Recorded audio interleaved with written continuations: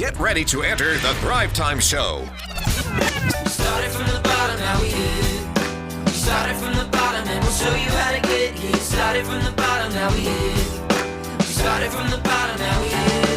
We started from the bottom, now we're on the top, teaching you the systems to get what we got. Cutting Dixon's on the hooks, I break down the books. Z's bringing some wisdom and the good looks. As the father of five, that's why I'm alive. So if you see my wife and kids, please tell them hi. It's the C and Z up on your radio, and now 3, 2, 1, here we go. We started from the bottom, now we here. Started from the bottom, and we'll show you how to get. All right, Thrive Nation, on today's show, we're going to go through 22 tasks that your HR team needs to do every week. Now, you can bundle these things together. I'm not legalistic. Someone might say, no, there's 7 core tasks you have to do. Someone says there's 45. I'm just going to go through 22 core tasks that I believe that every entrepreneur needs to do every week to make their business successful. Well, if you want to follow along, you go to thrivetimeshow.com/millionaire, thrivetimeshow.com/millionaire, and you can download a copy of my newest book, A Millionaire's Guide, How to Become Sustainably Rich, and you can read along at page 220. But before we do that, let's make sure we know the players of the game here and how the game works. Player number 1 is Matt Klein. He's a beautiful man. He's based in Lakewood, Colorado. He is a franchise brand developer for the brand called OxyFresh. There's 500 plus locations. He knows what he's talking about. This is Aaron Antis to my right. Aaron Antis, he runs shawhomes.com. Shawhomes.com. It's one of Oklahoma's largest home building companies. It's the way we're going to do this. And then, Aaron, I think you had a brief question there you wanted to, or a comment. I was going to say, if there was only 20 tips, I probably wouldn't be on the show with you. But since there's 22, I find it acceptable. Okay. Now, this is the thing. This is big. Okay. Is that I'm going to read off these 22. I'll read the thing you have to do every week. Yep. Then I'm going to go to Matt Klein and then in as few words as possible. I mean, this is the game. Yeah. It's almost like a tweet response we're looking for. Okay. So you want to answer why we have to do this every week? Okay. Yeah. Quickly. Okay. And at the end, I will judge as to who I think won the game. Okay. All right. Great. And just to be clear, Matt Klein, I did get that wire from you. Thanks a lot. And we'll start the game with the objective. I'm just kidding. He didn't pay me. Okay. Well, here we go. Okay. Here we go. So we're going to page 221 of the book. A description. You have to have a description that is clear, written, of who your ideal candidate is. You internally have to have a document. You don't have to update the document every week, but somewhere in your office or somewhere in your mind or somewhere there, it'd be great to have it written down, a description of the ideal candidate that you're looking for that position in your business, whether it's Shaw Homes or OxyFresh. Matt Klein, why does it help to have a clear description of your ideal job candidate? Because if you don't, you're going to have a really hard time figuring out who's going to fit the mold for your company. If you start from scratch, anyone can fit it, which means that you're not going to be able to dial that down to a single person you want to hire. The whole realm's open. There's too many people out there. Matt, are off to a quick win. You got the 2 points right there already. Aaron Antis, this is a point. Again, these are 22 core tasks you have to do every week to make sure that your team has the right players, that your HR aspect of your business is going well.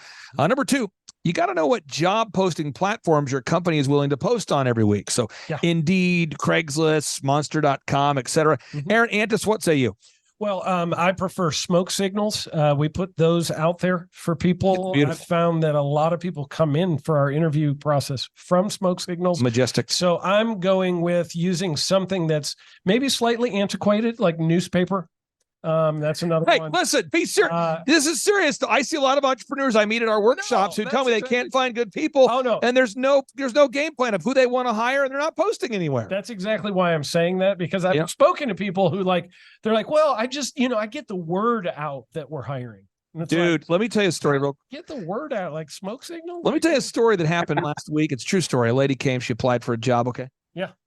And you and I may have just talked about this off air, but this person, I'm not kidding. She comes into the interview, and she goes, "I just wanted you to know, I have a career in this and that and this and that, and I'm not going to be working a job unless I can start at least between 30 and 50 an hour with my experience." Yep. And I said, "Well, the way that we pay, in this particular position is it's merit-based pay, so you actually have an opportunity to earn far more than $30 an hour because we sell homes at shawhomes.com. Yep. And so you pay a 1.7% commission. So the average house, it's $400,000, which would mean you're making about $6,000 per home you sell. And so if your issue is, oh, really? So how many houses a month do your salespeople sell? I said, well, the best person might sell 3, maybe 5, 6 homes a month.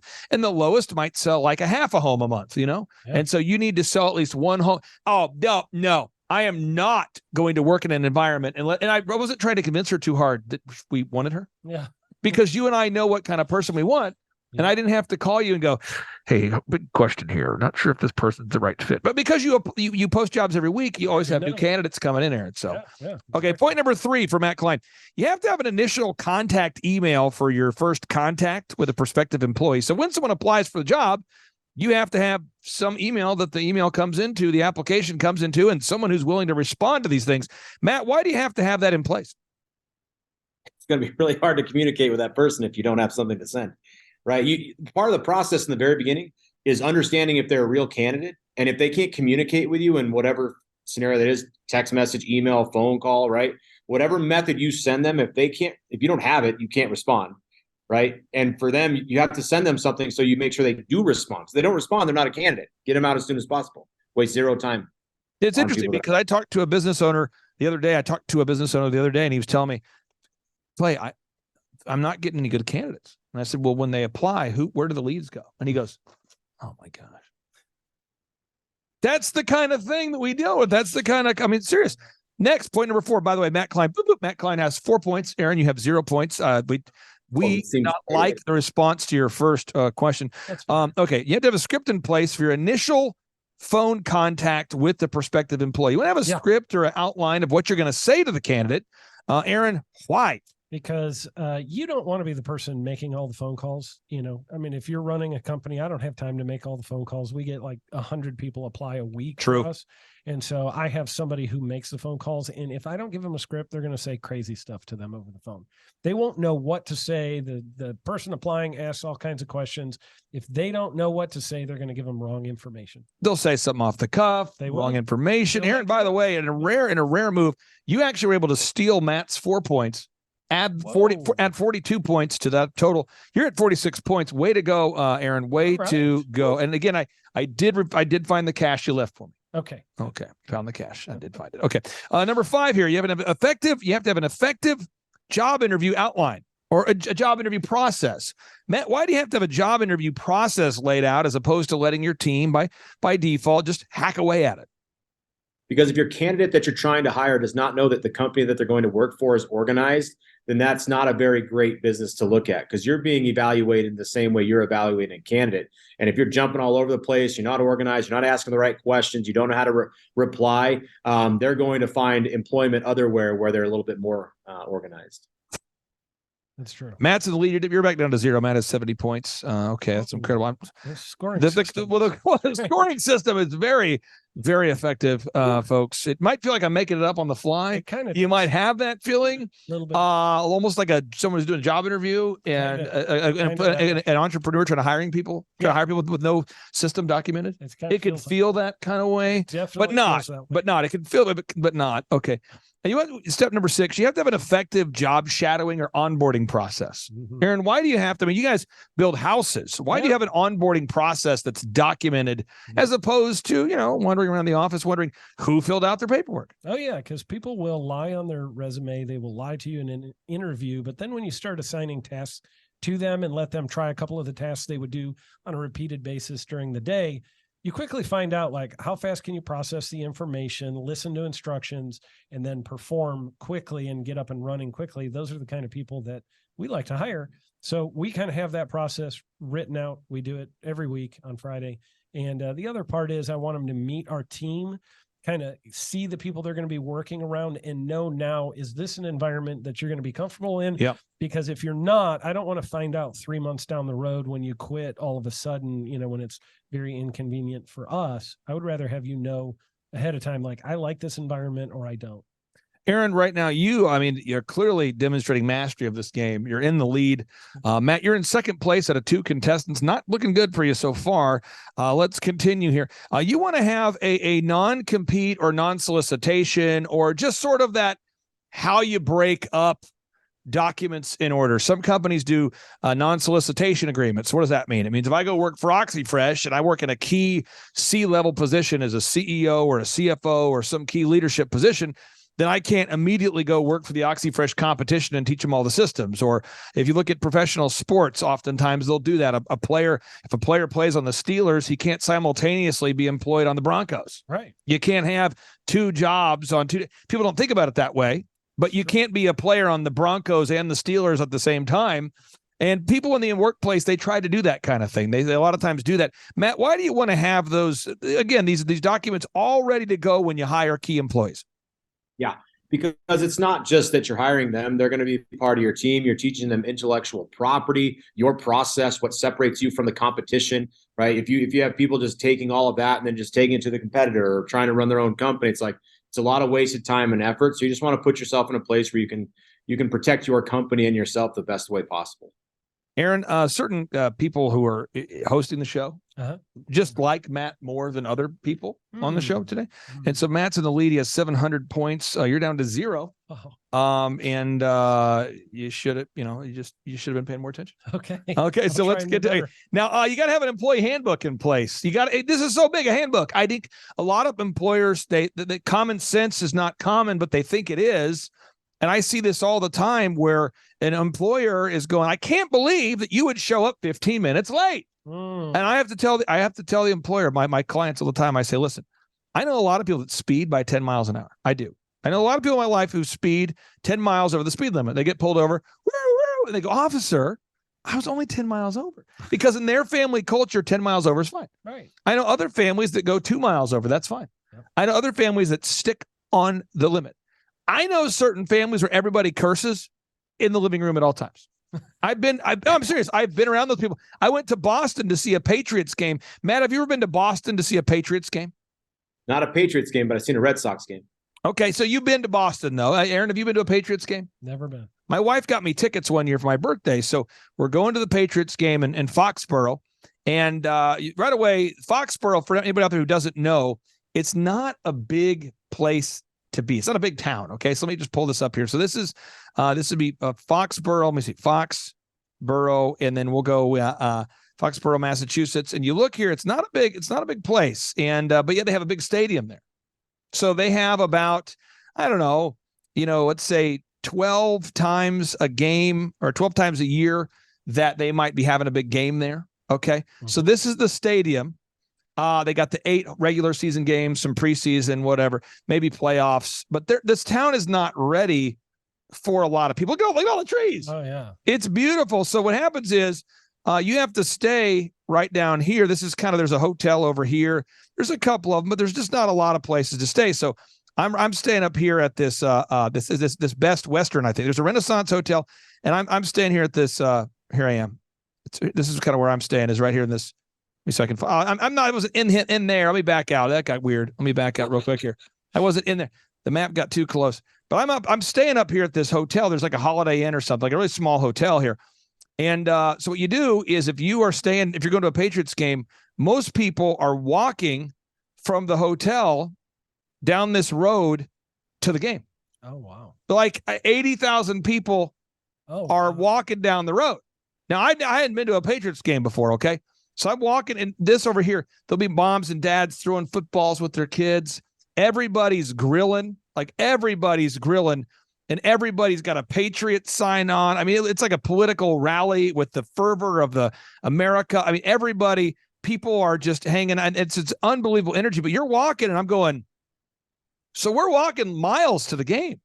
I mean, it's not that's wild. And the bus will kind of drop you off, and this is just this is normal though. Cool. And I wasn't complaining. I'm just going, wow. I mean, we're going to walk a while. So everyone is making their way to the game, and it starts picking up the energy right around here. Now, the culture that you have, again, this particular area, Foxborough, is random people. Look at Rufa. And everybody, if you're going to the game, they're excited for you. And I wasn't used to a culture where people I don't know yell at me. So they're going, hey, buddy, you going to the game? And I'm like, yeah, I'm going to the game. And they go, awesome, get a shot. And I'm like, a shot? What? And they give people like shots of alcohol. Oh, okay. Because it's like cold. I mean, it's frozen. It's in Massachusetts. It's 12:05 on a Sunday. That's when the game starts. It's 11. Oh, buddy, you going to the game? That's wicked awesome. Awesome. And then there's other people that are scalping. Like, you want to sit? What do you want to sit? I got tickets. And there's this energy. Everyone's throwing a football. Everyone's cheering for you. And I'd say at least a third of the people are completely hammered before noon. And this is the culture, though. And I don't think my wife was ready for it. I don't think she was ready for the culture. So we're pulling in, and everyone's honking. People are fired up. There's a certain energy. People are randomly throwing you a football. Hey, buddy, catch. There's an energy, and everyone's fired up. But then we go into the stadium, Matt, and you love NFL football. You like football. So there's this guy who doesn't know the culture, and I'm sitting right about here, and there's a homeboy sitting right about here, and it's the Patriots, and it's the Patriots going against the Steelers. And when Tom Brady had the ball at that time, Tom goes like this to the crowd when he has the ball, and everyone shh. And it's like a funeral, 80,000 people. Shh. And there's no volume. Nope, nobody. And then this guy stands up and he's like, let's go defense. And people are like, is he wearing a Steeler jersey in our house? This is a real story. And so I'm watching, I'm like, oh no, this is crazy. Because these, 2/3 of the people at this point are liquored up, And he's like, let's go defense. And I'm going, this is unbelievable. So the guy won't stop. And so Patriots fans are like, shut up, buddy. Get down front, buddy. Down front. And pretty soon the whole crowd's boo, boo. And security walks up to the guy, true story, and they escort him out. It was almost like he was a member of jihad or something. They escort him out. I'm going, this is like the security's like, we can't have this kind of thing happen here. And then so on defense, it's incredibly loud. Like everyone's just yelling, going crazy. And that's the culture. Other things in the culture, like these are just things during the game. When you're in line to go to the bathroom, they have a trough. There's no like stalls. It's a trough. Yeah. And people behind you are like heckling you to hurry up and go. Come on, buddy. What's wrong with you? That's the culture. And again, OxyFresh, that's not the culture that you have. You don't heckle people in line to the urinals. That's not the culture you have at Shaw. No. But I'm serious, though. At Shaw Homes, you have a little bit of a culture. We definitely have. And that handbook you have has to document what that culture is. It does. Because if I'm coming from a New England Patriots background to come work at Shaw, the vendors at the game were cursing at people. Do you want an effing beer or what, buddy? People are just, that's the culture. Everybody curses. Like grandmothers are going, that's wicked awesome. Tom Brady's effing awesome. Like, did an 80-year-old woman just use the F-bomb to describe Tom Brady? That's the culture. And at Shaw, that wouldn't fly. No. So why, again, tell me some of the things there. Maybe a couple things are in your handbook that maybe just little things just to kind of get the listeners kind of dialed in on that.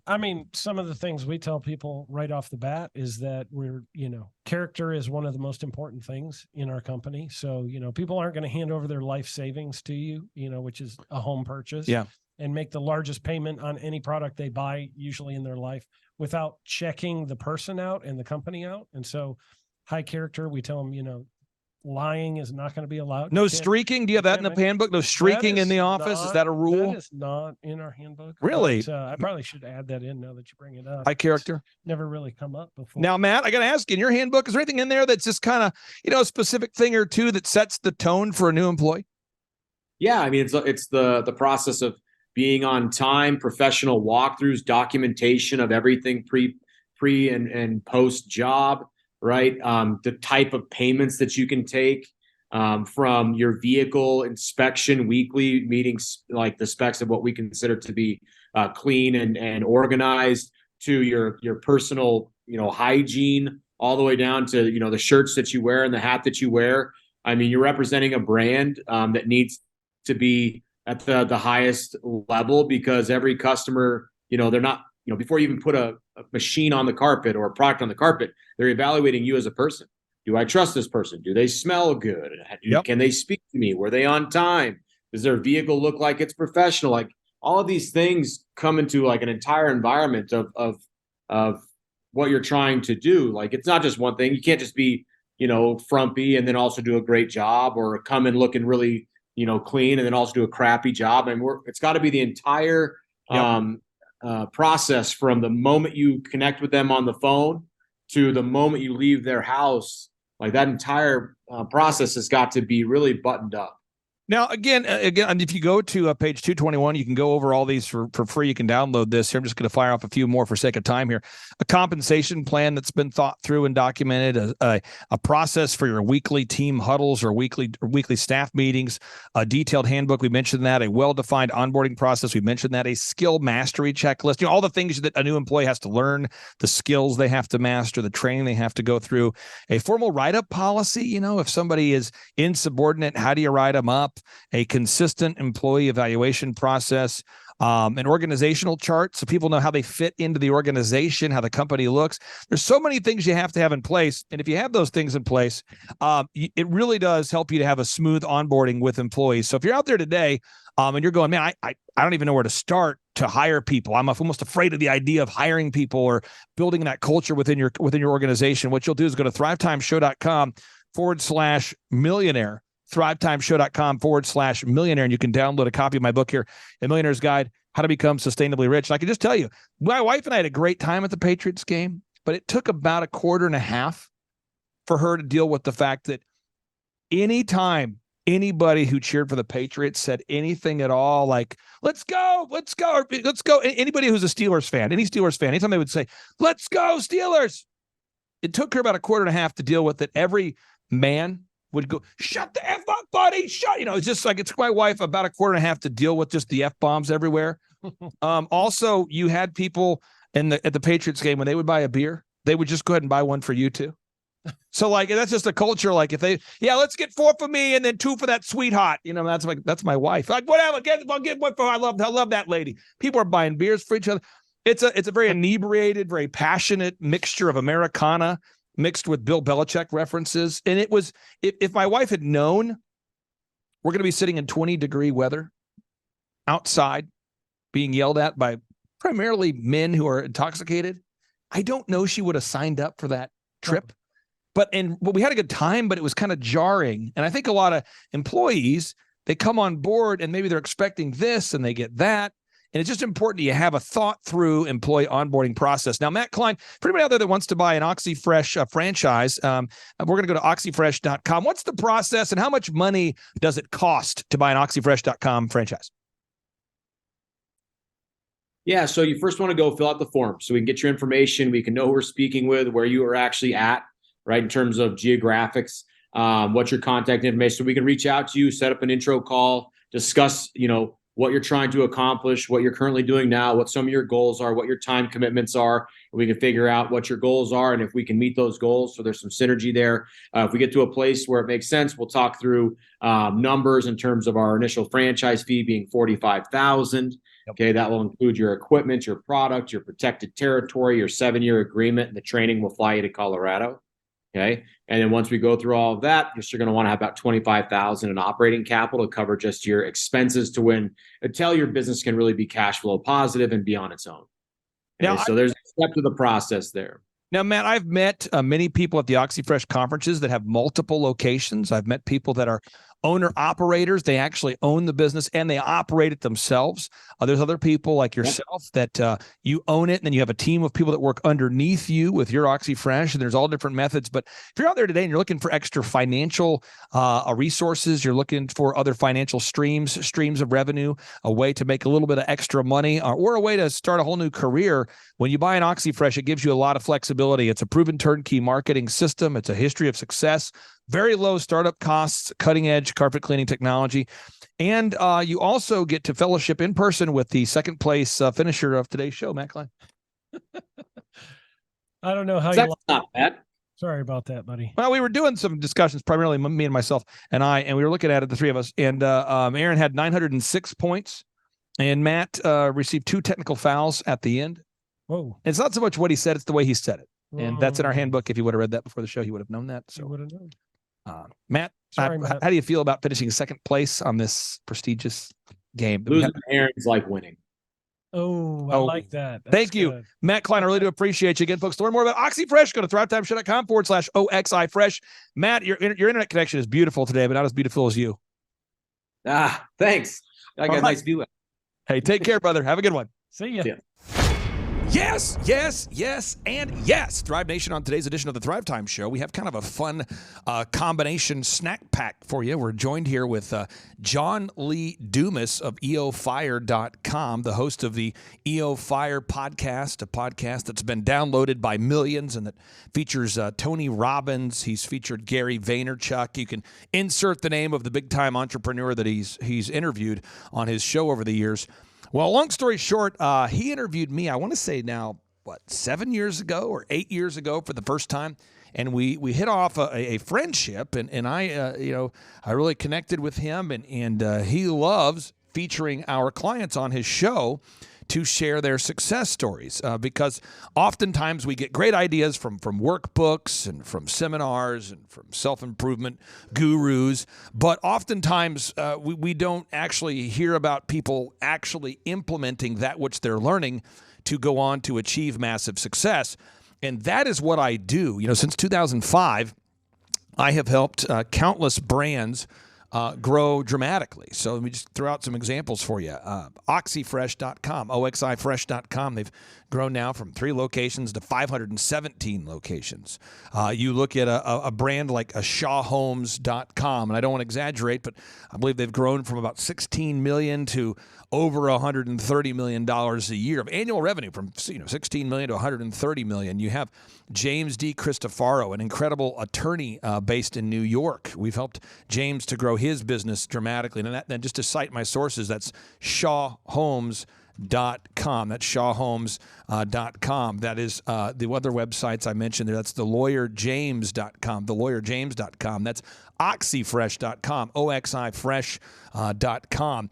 Other success stories that come to mind. There's kind of endless success stories at this point. If you go to thrivetimeshow.com and you click on the testimonials button, you're going to see over 2,000 client success stories. Also, Tip Top Canine. We helped them to grow from a small business to about $350,000 a year of revenue into a business with 18 locations. That's tiptopcanine.com. You look at Elite Training. It's a personal training business. We've helped them to grow to multiple locations, taught them how to license and how to open up multiple locations. And thankfully, we get a chance to work with grateful, appreciative people.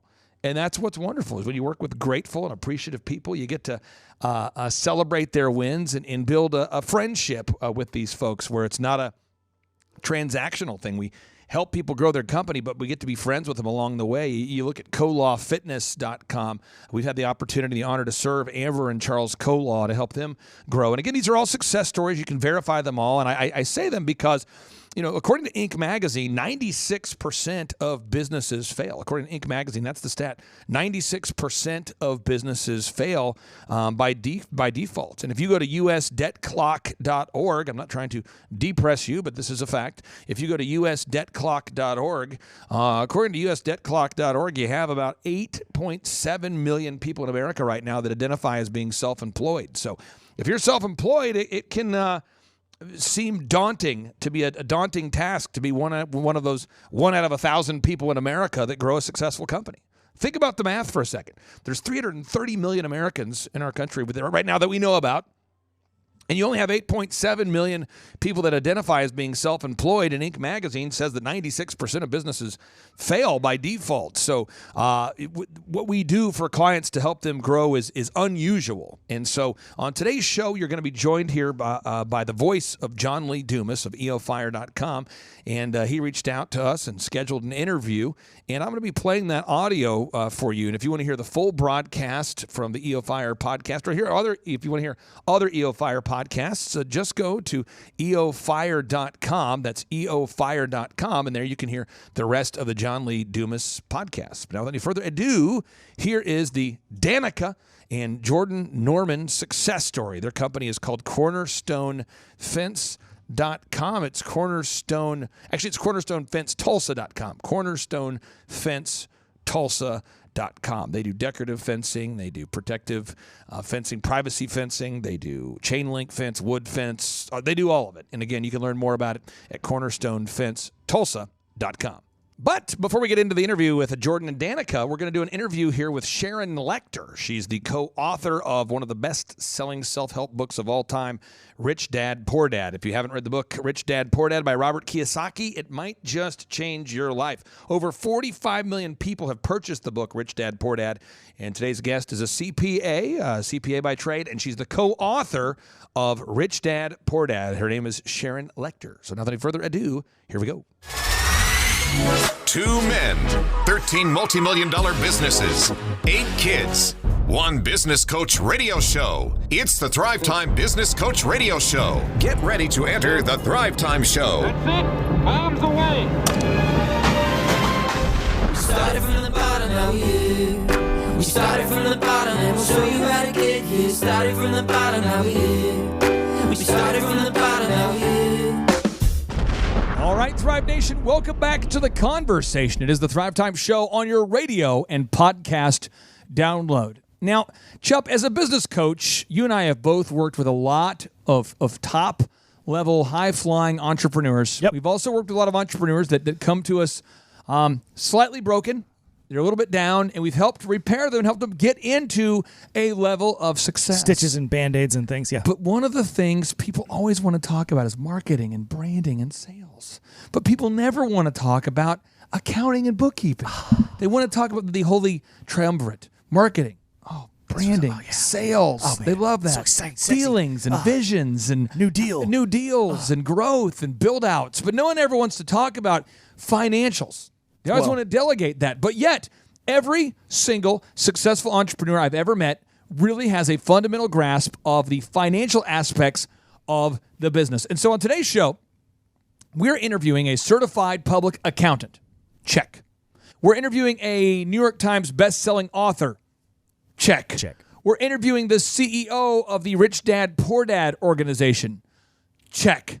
We're interviewing somebody who worked with Robert Kiyosaki to write the 14 books of the Rich Dad, Poor Dad series.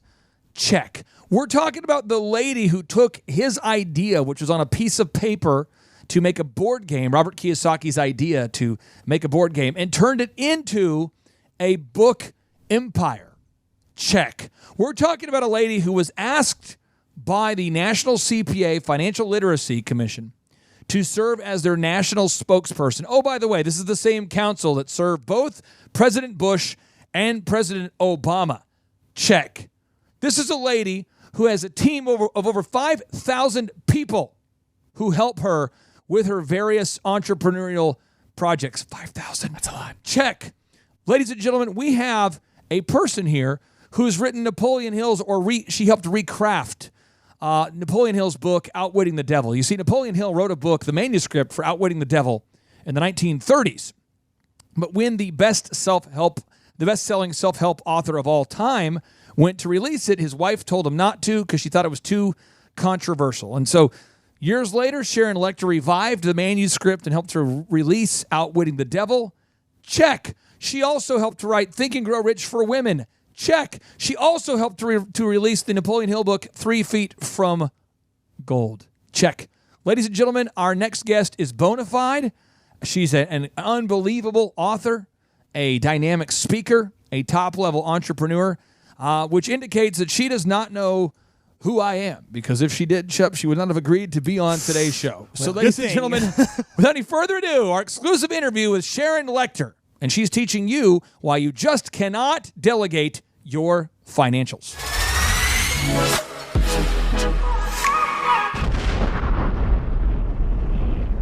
Now, as far as the financials, look at the numbers.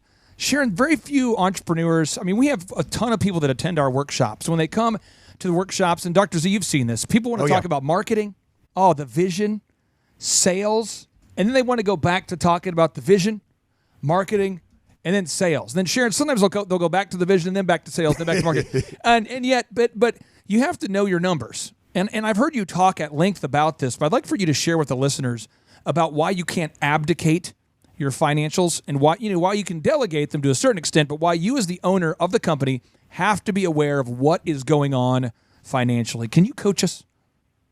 Certainly.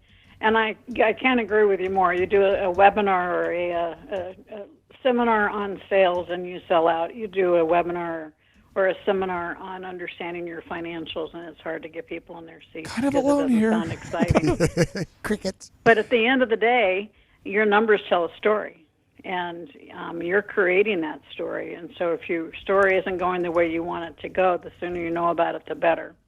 And so it's very important for entrepreneurs. And sometimes, you can't be the one doing the numbers because you want to focus on growing your business, but you need to make sure you have the right people on your team. But you always need to know your numbers, and you need to have a dashboard or something so that you are constantly on it. As I sit at my desk right now speaking to you, I have my accountants outside working on some things for me. They know that I need to, at any given time, I know what kind of accounts I have. I know what kind of money I have just because of my years of experience. But as a CPA, that's obviously important to me, but it's more important to me as a CEO. If you own your company, if you don't know what the numbers are telling you, then you can get a very rude surprise.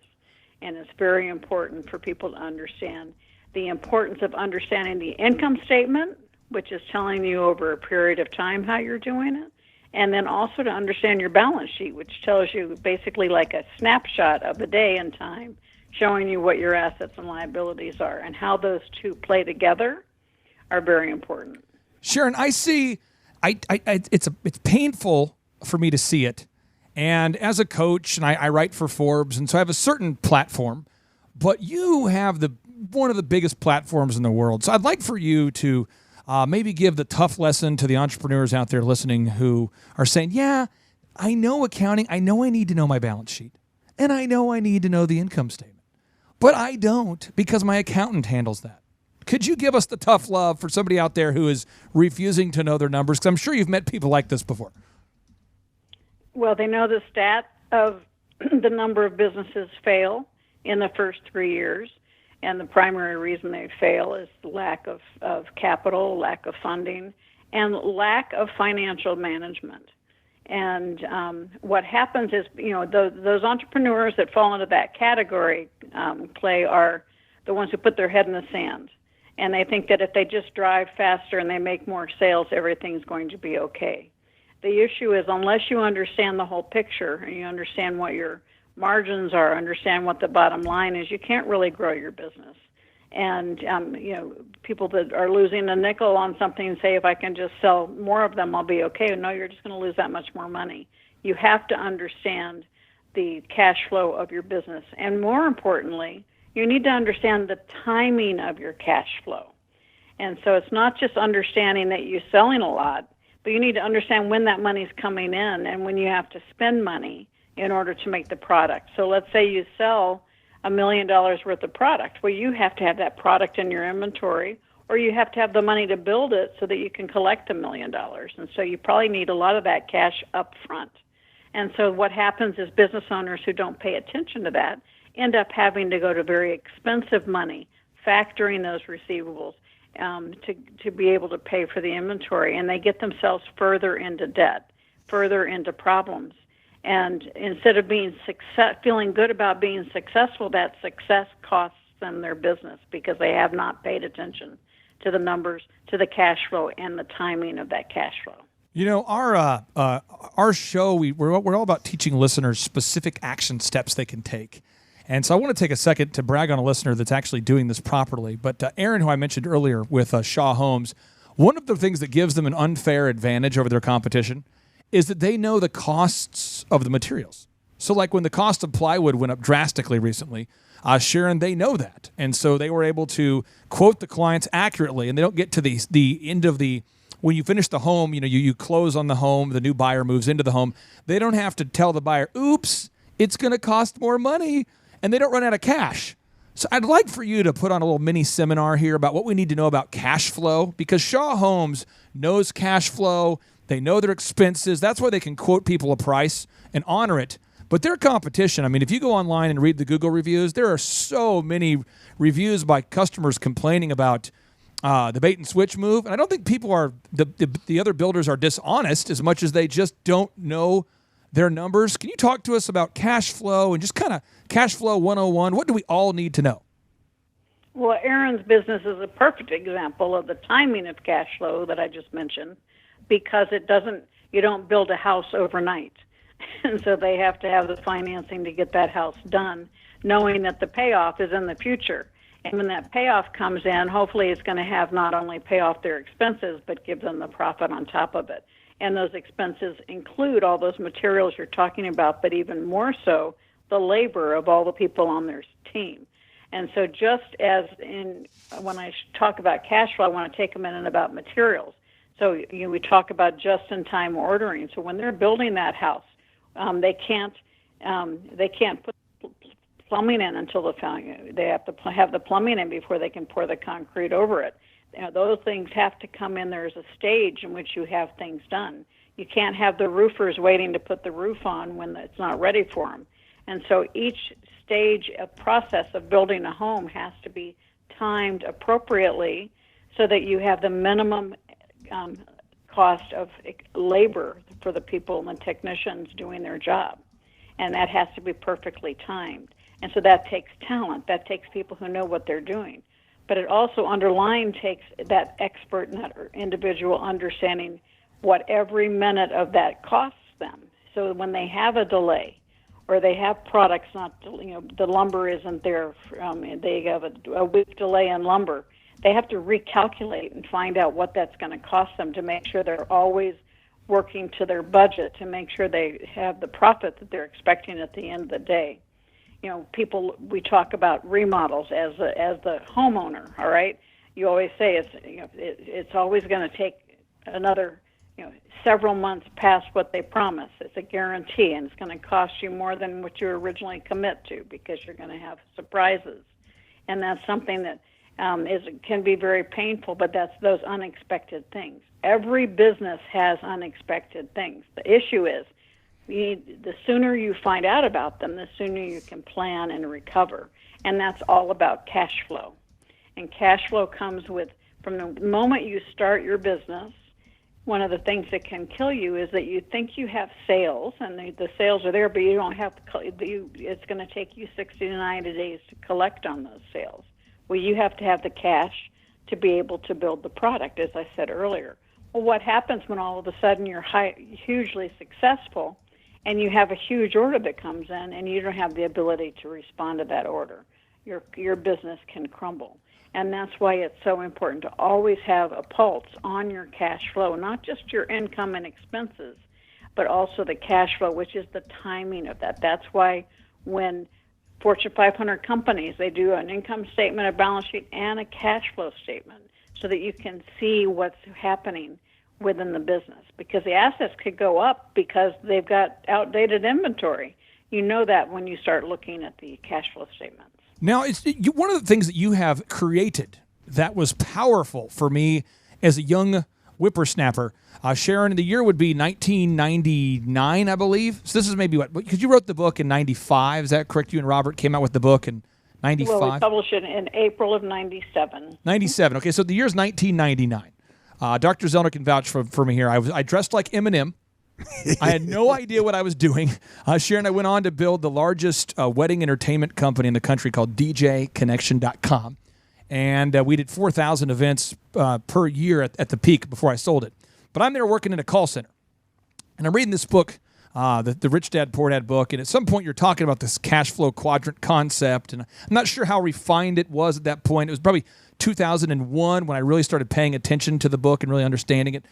So it's 2001, so I might have even read Cash Flow Quadrant. But you talked about there's this quadrant, and you said to me directly, like it was yesterday, you said, Clay, you start off as an employee, step one. I'm going, oh, that's good. Step two, you become self-employed. You own your job. And I'm going, yeah, that's awesome. Step three, you own a business where other people work at the business. It creates jobs for others and time freedom for you. And then step four, you become an investor. And I realized I am an employee, and I can't afford to become self-employed yet. I now must get 3 jobs. So I worked at Target, Applebee's, and DirecTV. My wife worked at Office Depot and Oral Roberts University. I turned off my air conditioning, Miss Sharon. You caused me to turn off my air conditioning. It is your fault and your credit. So it was very hot in Oklahoma in June and July. We had no air conditioning. It was hot, and I'm reinvesting in myself. But I didn't quit my day job until I could afford to become self-employed. Can you walk us through those 4 steps about being an employee and when it's time to make the jump to become self-employed and what it looks like to become a business owner? Just walk us through your cash flow quadrant. Well, the cash flow quadrant, if you imagine just across the top left corner is E for employee, the bottom left is S for self-employed. And so that left side of the quadrant, that's what school teaches us. That's how we are taught. And that's exchanging your time for money as an employee or a self-employed individual, or even a small business owner who really owns a job, not a business. The right side of the quadrant, the top right corner, is B for business. And that's where you have systems, you have other people working for you. And the real test of whether you're an S or a B. As a B, you own a business. If you walked away and came back in 6 months, it would still be operating. It's not dependent on you being there. So you totally own an asset, and that asset is the business, and the business is being run by systems and people. And then you have investor as the bottom right, and the investor is where your money is working for you, whether you're invested in real estate or in the stock market or in IRAs, whatever that is, that's your money working for you. So your personal business is your personal financial statement. When you put money into your asset column, they're like employees working for you. Those are your investments. And you want, every wealthy person in the world has one thing in common. They own investments. They own assets, and those assets work for them. So on the right side of the quadrant, school doesn't teach us how to be business owners. School doesn't teach us how to be investors. We learn that through the real-world education or through the world of hard knocks. And so as I sit here today on this phone call, I live in all 4 quadrants. The vast majority of my income comes as an investor and a business owner. But I'm still an employee of my own corporation. I still am self-employed. When I go out and speak, I get a speaker's fee. And that's the left side of the quadrant. But I want more and more of my income to come from the right side, because that's not me working for money. It's my assets working for money, business owners and investors. And so you don't have to be in only one. You want to be. Everyone wants to have money as investors that are working for you, and have a business owner. And if you own real estate, that's a business. You are in the business of real estate. So all of those things work together. And your ability to earn money on the left side as an employee or a self-employed person is finite. You only have so many hours, so many days in a week. However, on the right side, as a business owner and as an investor, your ability to make money is infinite. I think a lot of people get stuck there in that self-employed area where their ability to earn is limited. It is finite. They get stuck there. Why do people get stuck there, Sharon? You've helped people get unstuck in that area. What's that doom loop where people are stuck in that self-employed area? Well, I think a lot of times you start getting so busy working in your business, you forget to work on your business. People feel like they have to do everything on their own. They don't bring in the talent to help them grow their business. I mean, in order to be able to go from a small business to a big business, you have to have systems.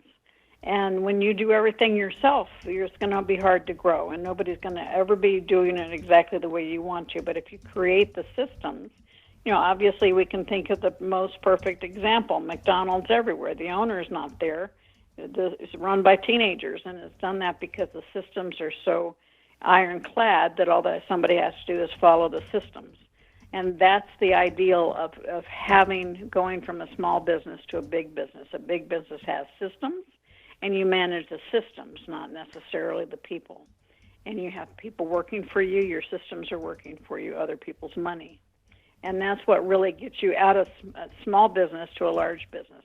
Now, maybe as a small business, you're a doctor or you're a lawyer. So how do you do that? Well, you hire other doctors or other lawyers, and you start building a practice around it, and so that you have the ability to earn, have systems on how the operations are being handled, and other people, and you make a percentage off the other doctors and lawyers.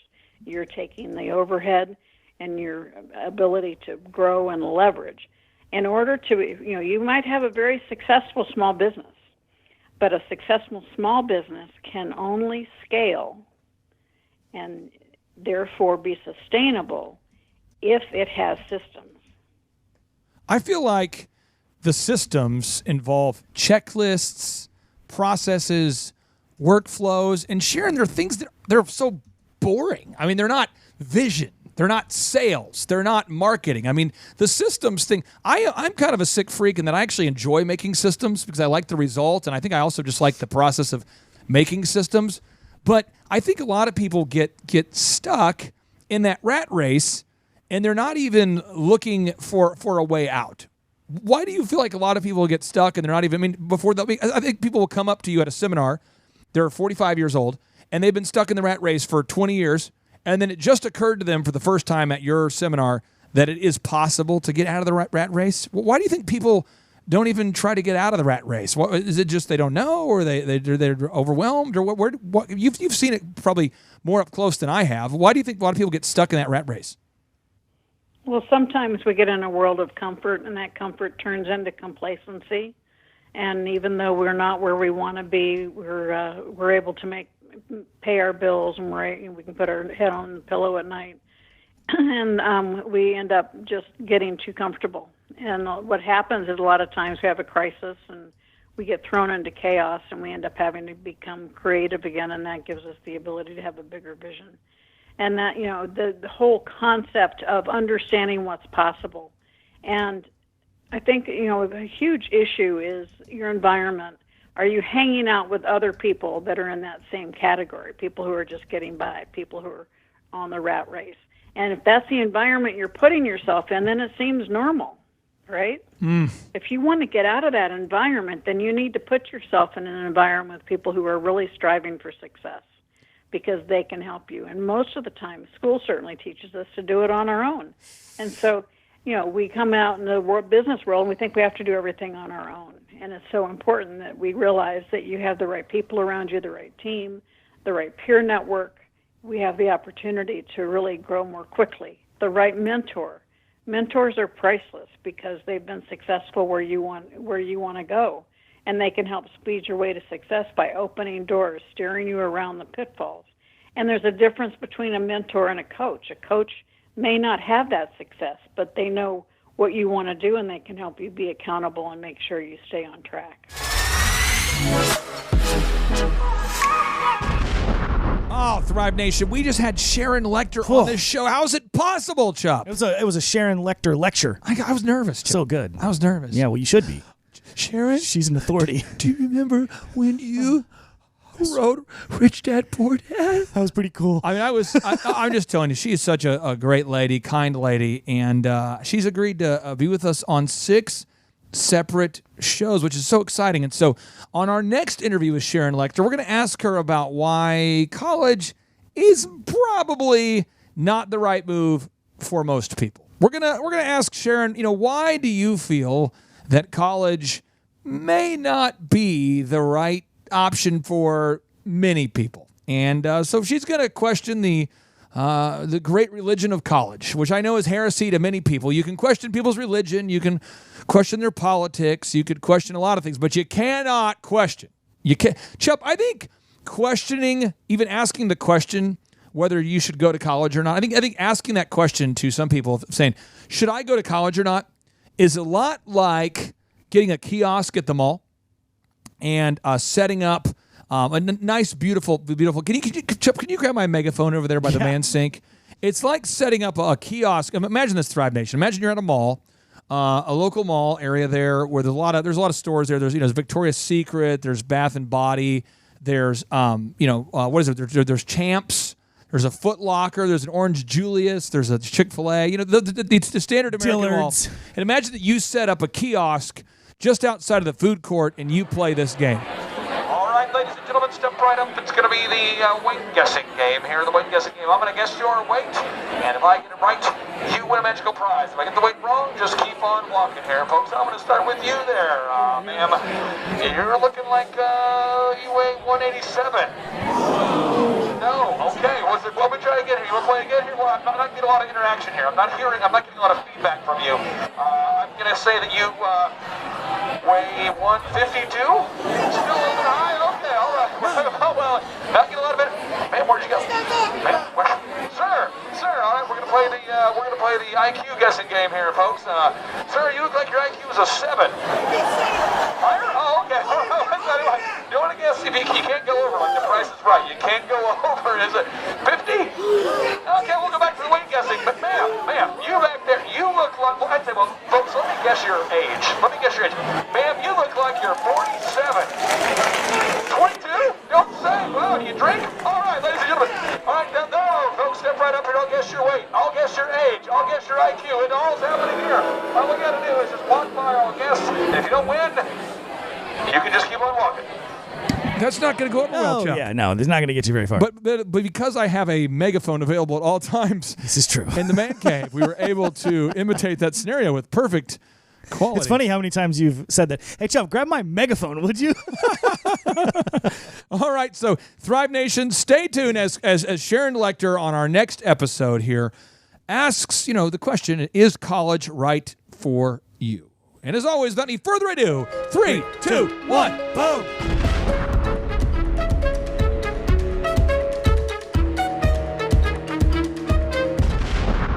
Fire Nation, we are back, and of course, we are on fire. Talking about from startup, not just to success, but to super success. And of course, I have Clay Clark, who blows your mind every single time he's on the mic. I also have Jordan and Danica on the mic as well. And I want to start, Clay, by talking about generating leads, because we hear about this all the time, but so few people actually do this consistently.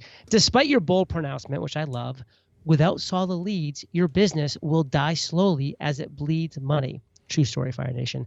Clay, tell us more about this.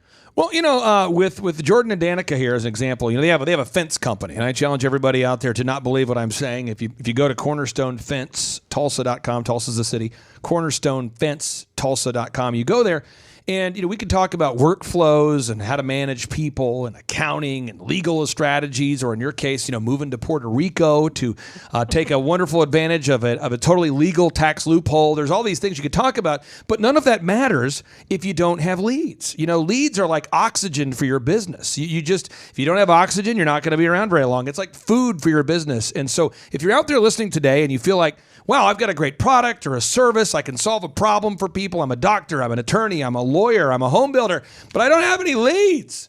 Then if you don't have any leads, it's sort of like you're playing a video game back in the day, Contra, that video game, and you're running out of life or something. It's like playing Street Fighter and you're running out of lives. It's like you just got to have leads. And so if you're out there today and you need leads, that's what I really want to focus on today, is teaching everybody out there how to systemically, so how to do it as a system and how to sustainably generate leads. Okay, I love everything about that except your Contra reference, because anybody who really knows Contra knows left, right, B, A, B, select, start, A, B, something. We'll give you 30 lives with every one of your continues as well. So you actually never end up running out of lives. But for Street Fighter, totally realistic. Now, Clay, let's bring in Jordan and Danica. How did you work with them to make this happen in their business? Now, I'm going to go to Danica first, because Danica, how did you even hear about me or what we do here at the thrivetimeshow.com? So initially, we went to one of the first Reawaken America tours. Yeah. And after that, I found out with one of my good friends who also has a really successful business, was currently coaching with Clay. And so I bounced ideas off her, and she's like, just come to my meeting with Clay, and he can kind of go through everything with you and see if it's a good fit to start working with him. And Jordan, you are and or were a firefighter as well as a business owner. Is that correct? Yes, sir. Still a firefighter. And so from the time we met, I think you guys were doing, what was the amount of revenue you were doing per year before we met, maybe Jordan versus now? So that the very first year in business, so being a full-time firefighter, I would just build fences on my days off. It was more of just, could I get a little bit of just some extra money, walking around money? And so we did all of 2020 by ourselves, started 2021. I think we're on pace to do, I don't know, maybe 60 or 70,000 in revenue. Of gross revenue. Total gross revenue. Yeah. And then, so we came to you towards the end of 2021, I think it was October. And now this year, I think we just hit 1.2 million on the year. Wow. Still got a few months left. And so hopefully we're going to hit 1.5, 1.6. And JLD, what I'll tell you, this is so important for people to know this. You got to go to cornerstonefence.tulsa.com to look at these people. They're very normal people, and husband and wife, great team. And they have an incredible product. And I've actually hired them to build a fence on our property, JLD, where you came to one of our in-person workshops. And the fence is straight. It's not falling down. It's high quality. I'm actually putting ivy on the fence, and it's a great fence. But none of that would matter if we didn't know how to generate leads. So what we do, if you're out there today, you need to generate a 3-legged marketing stool, as I talk about often on your program. So imagine you're listening right now, and you have a stool, and you're sitting on the stool, and the stool has one leg. It's probably a short sitting experience. Or if you're on a 2-legged stool, that's probably odd. A 3-legged stool is sturdy. A 4-legged stool would be great too. But you want to have a stool or 3 ways to generate leads that are sustainable. So the 3 that we decided to go with their fencing company. If you're out there today, by the way, and you want to license, maybe you want to license a fencing company and use their business model, perhaps they would be open to helping teach you. Maybe not. We'll see. But I can tell you, this is how you grow the fencing company. You have to dominate the search engines. What? Yes, this just in. People use Google. You have to dominate the search engines. This just in. Someone says, oh, but some people use DuckDuckGo. That's cool, but we want to dominate Google and DuckDuckGo, okay? The second is you got to have what's called the Dream 100, and that's where you want to get contractors and builders and other people to recommend you. So one of my great friends, his company's called Outside Inc., he comes to me and he says, Clay, I don't do fences, but my customers are asking me about installing fences. I'm a landscaper. And I said, well, you got to talk to my good friends over here at Cornerstone Fence. And they do that all the time. That's called the Dream 100. That's where you're marketing to your ideal and likely referral sources. And then finally, you got to use online ads. You got to do online advertisement. You have to do that because when people Google search something or they go on Instagram or they go on Facebook or they go on TikTok or whatever, you want your ads to be showing in front of your ideal and likely buyers. And that's the kind of things that we teach at our in-person 2-day workshops. And if you go to thrivetimeshow.com/EOFire, if you come to our workshops, we always charge $250 or whatever amount you can afford. And we take 2 days and 16 hours of training to get into the weeds of how to do that. But you got to have a 3-legged or a 4-legged marketing stool to make your business grow. See, this is so powerful, Fire Nation. And guess what? I was at one of the more recent events that Clay threw, and I left with a page full of notes every single day because I was like, these are things that are right there in front of me. Low-hanging fruit in some cases. Sometimes it's medium, sometimes it was high-hanging fruit, but I wanted it all.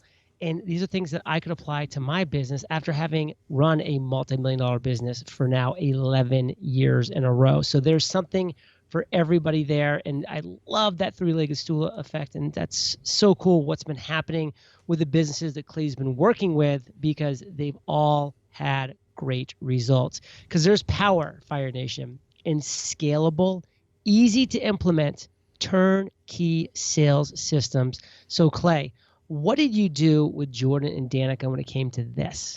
Yeah, well, I'll just tell you this. And the way they work together, Danica, how would you describe what you do with the company with CornerstoneFenceTulsa.com? Like, what's your role?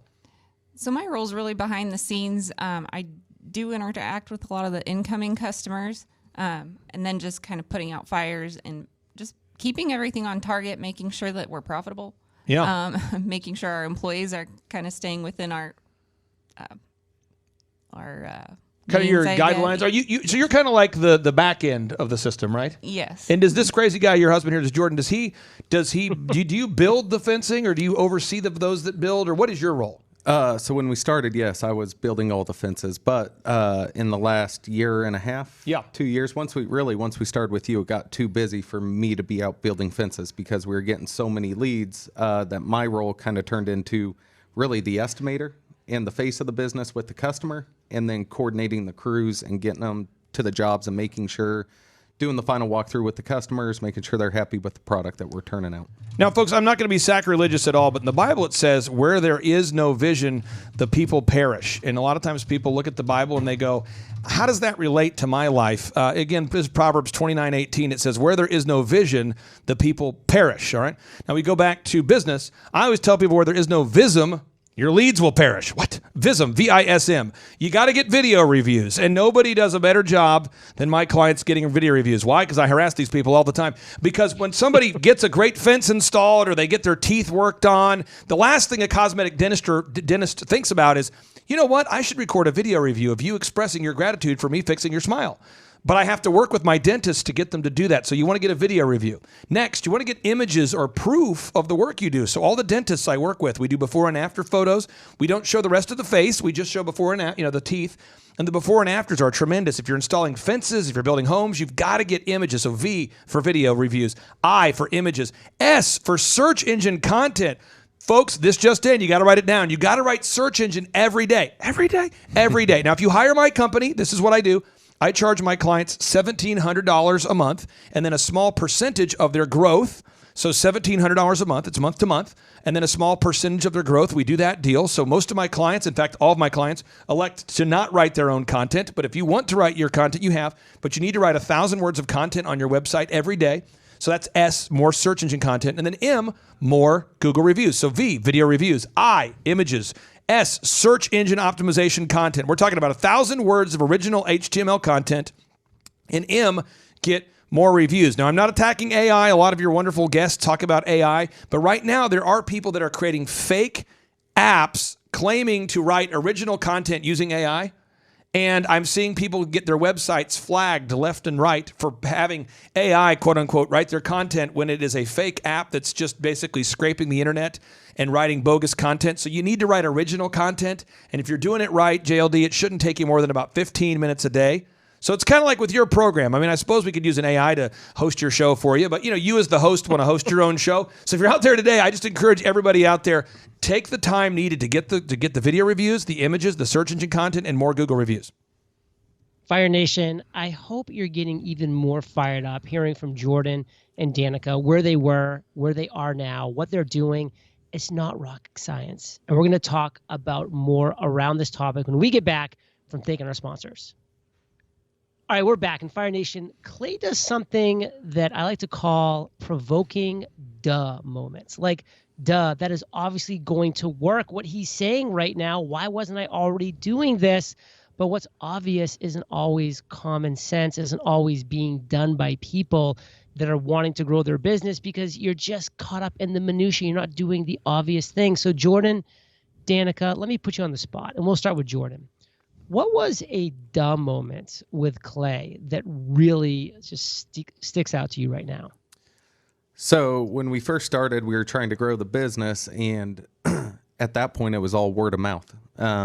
So we would, again, I was just doing this on my days off, but we were getting maybe 1-2 leads a month that was coming into the business, and we were never, our customers were happy, but we were never really trying to get the Google reviews. Well, a dumb moment was when we started with Clay is we need reviews. Like today, we need reviews because if you want more leads, people got to be able to find you. So that was kind of one of those moments. And once we did what Clay told us to do, I think that first month we were working on getting the reviews. That second month, the phone started ringing a little bit. And then, we got into our busy season. Just this springtime is kind of spring and summer, real busy. But just this last year, it goes from, 2 years ago, we're getting 1 or 2 a month in leads. And now we're in a busy time, it's 30 or 40 a week. And really, wow, those leads are what matters. Mm. Now, Danica, putting it on you, what was your dumb moment? Over and above the leads part, just even the accountability of holding us accountable. Like, do you know where you're at every single week? Because there's been weeks where we've lost $30,000 or $40,000, and it's like, if you do that for too long, you get yourself in a pretty bad spot. So even just being accountable to ourselves and somebody else, and tracking it, having a sheet where you actually, we know where we're at because we go through our numbers every week.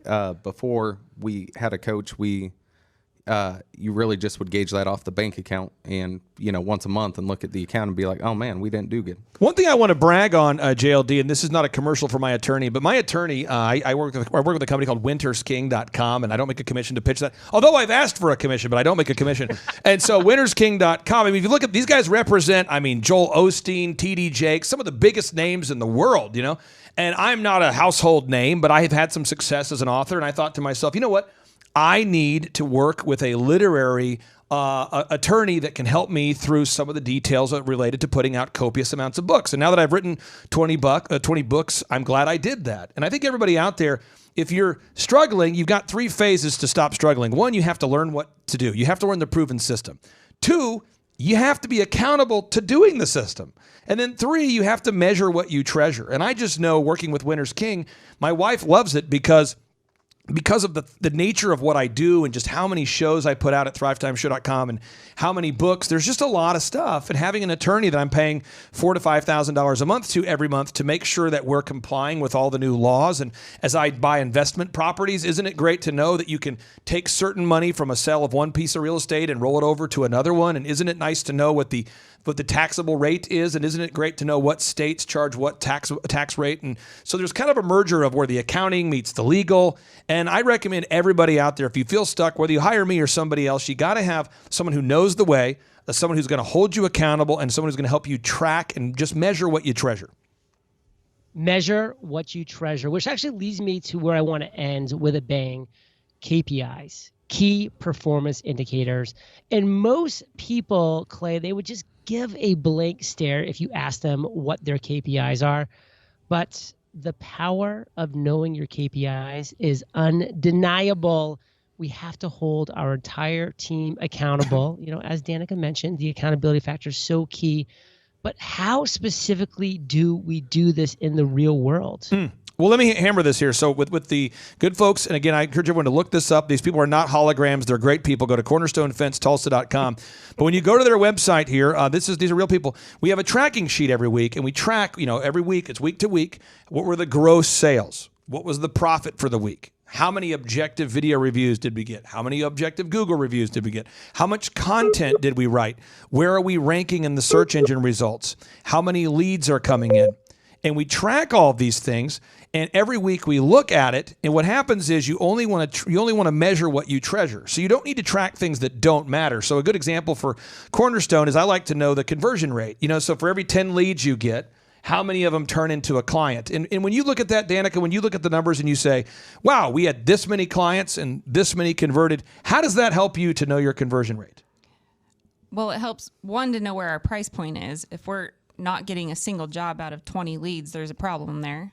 If we're winning 96% of the jobs, then we're probably a little cheaper than the competition, should bump up and compete with the market. Yeah, I mean, but no, this is great stuff. And JLD, I think a lot of shows, and I'm not attacking other podcasts, but you can get these highfalutin ideas, but at the end of the day, are you generating enough leads? And so I want to give people some homework here real quick. If you go to thrivetimeshow.com and you click on the testimonials button, we have over 2,000 client documented testimonials via video. You can't fake that stuff. And if that doesn't work for you, go to oxyfresh.com and ask yourself, how did they grow from 3 locations to 517 locations?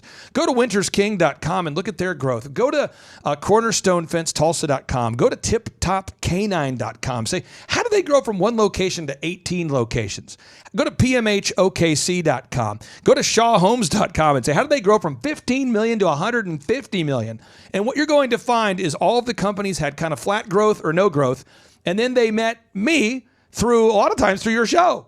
And then my incredible team, we work with wonderful clients to help them grow. We teach them proven systems.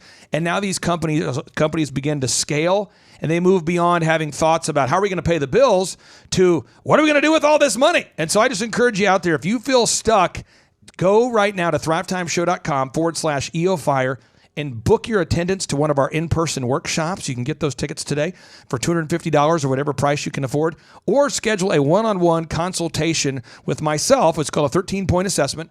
And because I only take on 160 clients, we're a little bit fastidious about who we decide to take on as a client. We have about 10 people a day that reach out, and we have about 1 person a month that we can onboard because our average client sticks with us for 6 years or longer. But I encourage everybody, be a doer. Don't just be a hearer. Take action. And remember, folks, action is the real measure of intelligence.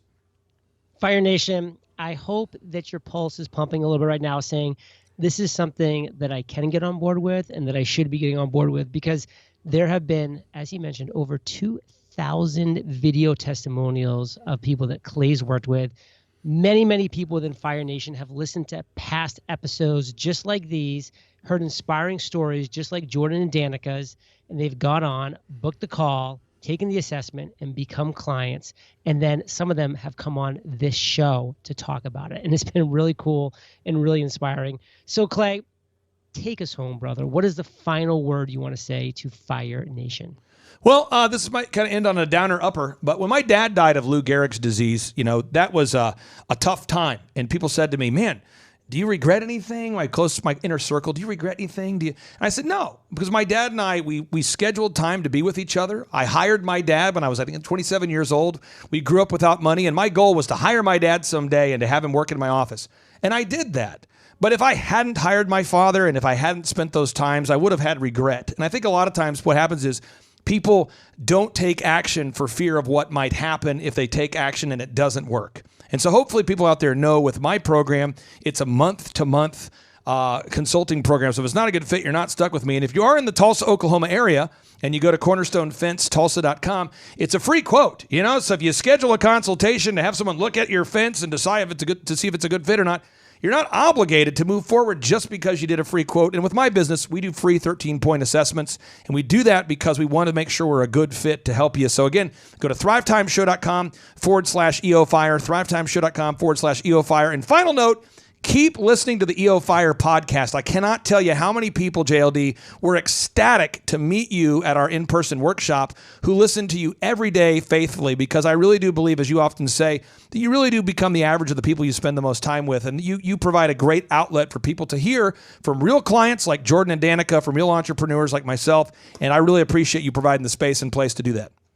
And I appreciate you, brother. The event was awesome. I'm looking forward to going back, Fire Nation. I'm looking forward to seeing you at one of his future events. And of course, hearing about your success story if you take Clay up on his amazing coaching. Thrivetimeshow.com/EOFire. Clay, Jordan, Danica, thank you for sharing your truth, your knowledge, your value with Fire Nation. For that, we salute you, and we'll catch you on the flip side. Boom. Thank you. The number of new customers that we've had is up 411% over last year. We are Jared and Jennifer Johnson. We own Platinum Pest and Lawn and are located in Owasso, Oklahoma. And we have been working with Thrive for business coaching for almost a year now. Yeah. So what we want to do is we want to share some wins with you guys that we've had by working with Thrive. First of all, we're on the top page of Google now. Okay. I just want to let you know what type of accomplishment this is. Our competition, Orkin, Terminex, they're both $1.3 billion companies. They both have 2,000 to 3,000 pages of content attached to their website. So to basically go from virtually non-existent on Google to up on the top page is really saying something. But that's come by being diligent to the systems that Thrive has, by being consistent and diligent on doing podcasts and staying on top of those podcasts to really help with getting up on with their listing and ranking there with Google. And also we've been trying to get Google reviews, asking our customers for reviews. And now we're the highest rated and most reviewed pest and lawn company in the Tulsa area. And that's really helped with our conversion rate. And the number of new customers that we've had is up 411% over last year. Wait, say that again. How much are we up? 411%. Okay, so 411% we're up with our new customers. Amazing. Right. So not only do we have more customers calling in, we're able to close those deals at a much higher rate than we were before. Right now, our closing rate is about 85%, and that's largely due to, first of all, like our Google reviews that we've gotten people really see that our customers are happy, but also we have a script that we follow. And so when customers call in, they get all the information that they need. That script has been refined time and time again. It wasn't a one and done deal. It was a system that we followed with Thrive in the refining process, and that has obviously the 411% shows that system works. Yeah. So here's a big one for you. So last week alone, our booking percentage was 91%. We actually booked more deals, more new customers last year than we did the first 5 months. Or I'm sorry, we booked more deals last week than we did the first 5 months of last year from before we worked with Thrive. So again, we booked more deals last week than the first 5 months of last year. And it's incredible. But the reason why we have that success is by implementing the systems that Thrive has taught us and helped us out with. Some of those systems that we've implemented are group interviews. That way we've really been able to come up with a really great team. We've created and implemented checklists. That way everything gets done and it gets done right. It creates accountability. We're able to make sure that everything gets done properly, both out in the field and also in our office. And also doing the podcast, like Jared had mentioned, that has really, really contributed to our success. But that, like I said, the diligence and consistency in doing those in that system has really, really been a big blessing in our lives. And also, it's really shown that we've gotten the success from following those systems. Yeah. So before working with Thrive, we were basically stuck. Really no new growth with our business. And we were in a rut, and we didn't know. The last 3 years, our customer base had pretty much stayed the same. We weren't shrinking, but we weren't really growing either. Yeah, and so we didn't really know where to go, what to do, how to get out of this rut that we're in. But Thrive helped us with that. They implemented those systems. They taught us those systems. They taught us the knowledge that we needed in order to succeed. Now it's been a grind. Absolutely, it's been a grind this last year. But we're getting those fruits from that hard work and the diligent effort that we're able to put into it. So again, we were in a rut. Thrive helped us get out of that rut. And if you're thinking about working with Thrive, quit thinking about it and just do it. Do the action, and you'll get the results. It will take hard work and discipline, but that's what it's going to take in order to really succeed. So we just want to give a big shout out to Thrive, a big thank you out there to Thrive. We wouldn't be where we're at now without their help.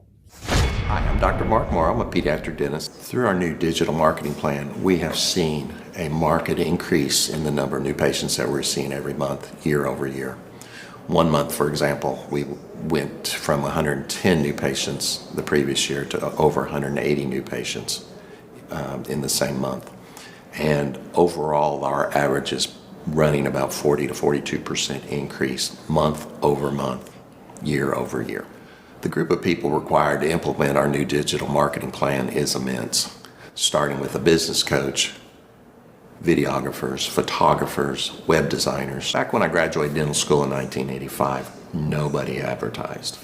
The only marketing that was ethically allowed in everybody's eyes was mouth-to-mouth marketing. By choosing to use the services, you're choosing to use a proven turnkey marketing and coaching system that will grow your practice and get you the results that you're looking for. I went to the University of Oklahoma College of Dentistry, graduated in 1983, and then I did my pediatric dental residency at Baylor College of Dentistry from 1983 to 1985. Hello, my name is Charles Colaw with Colaw Fitness. Today I want to tell you a little bit about Clay Clark and how I know Clay Clark. Clay Clark has been my business coach since 2017. He's helped us grow from 2 locations to now 6 locations. We're planning to do 7 locations in 7 years and then franchise. And Clay has done a great job of helping us navigate anything that has to do with like running the business, building the systems, the checklists, the workflows, the audits, how to navigate lease agreements, how to buy property, how to work with brokers and builders. This guy is just amazing. He's this kind of guy has worked in every single industry. He's written books with like Lee Crockrell, head of Disney, with the 40,000 cast members. He's friends with like Mike Lindell. He does Reawaken America tours, where he does these tours all across the country, where 10,000 or more people show up to some of these tours. On the day-to-day, he does anywhere from about 160 companies. He's at the top. He has a team of business coaches, videographers, and graphic designers and web developers, and they run 160 companies every single week. So think of this guy with a team of business coaches running 160 companies. So in the weekly, he's running 160 companies. Every 6 to 8 weeks, he's doing Reawaken America tours. Every 6 to 8 weeks, he's also doing business conferences where 200 people show up, and he teaches people a 13-step proven system that he's done and worked with billionaires, helping them grow their companies. So I've seen guys from startups go from startup to being multimillionaires, teaching people how to get time freedom and financial freedom through the system. Critical thinking, document creation, putting it into organizing everything in their head to building into a franchisable, scalable business. Like one of his businesses has like 500 franchises. That's just one of the companies or brands that he works with. So amazing guy, Elon Musk kind of like smart guy. He kind of comes off sometimes as socially awkward, but he's so brilliant and he's taught me so much. When I say that, like Clay is like, he doesn't care what people think when you're talking to him. He cares about where you're going in your life and where he can get you to go. And that's what I like most about him. He's like a good coach. A coach isn't just making you feel good all the time. A coach is actually helping you get to the best you. And Clay has been an amazing business coach. Through the course of that, we became friends. I was really most impressed with him is when I was shadowing him one time. We went into a business deal and listened to it. I got to shadow and listen to it. And when we walked out, I knew that he could make millions on the deal, and they were super excited about working with him. And he told me, he's like, I'm not going to touch it. I'm going to turn it down, because he knew it was going to harm the common good of people in the long run. And the guy's integrity just really wowed me. It brought tears to my eyes to see that this guy, his highest desire was to do what's right. And anyways, just an amazing man. So anyways, impacted me a lot. He's helped navigate anytime I've got nervous or worried about how to run the company, or navigating competition and an economy that's like, I remember we got closed down for 3 months. He helped us navigate on how to stay open, how to get back open, how to just survive through all the COVID shutdowns, lockdowns. I'm Rachel with Tip Top Canine, and we just want to give a huge thank you to Clay and Vanessa Clark. Hey guys, I'm Ryan with Tip Top Canine. Just want to say a big thank you to Thrive 15. Thank you to Make Your Life Epic. We love you guys, we appreciate you, and really just appreciate how far you've taken us. This is our old house, right? This is where we used to live a few years ago. This is our old neighborhood. See? It's nice, right? So this is my old van and our old school marketing, and this is our old team. And by team, I mean it's me and another guy. This is our new house with our new neighborhood. This is our new van with our new marketing, and this is our new team. We went from 4 to 14, and I took this beautiful photo. We worked with several different business coaches in the past, and they were all about helping Ryan sell better and just teaching sales, which is awesome, but Ryan is a really great salesman. So we didn't need that. We needed somebody to help us get everything that was in his head out into systems, into manuals and scripts, and actually build a team. So now that we have systems in place, we've gone from 1 to 10 locations in only a year. In October 2016, we grossed 13 grand for the whole month.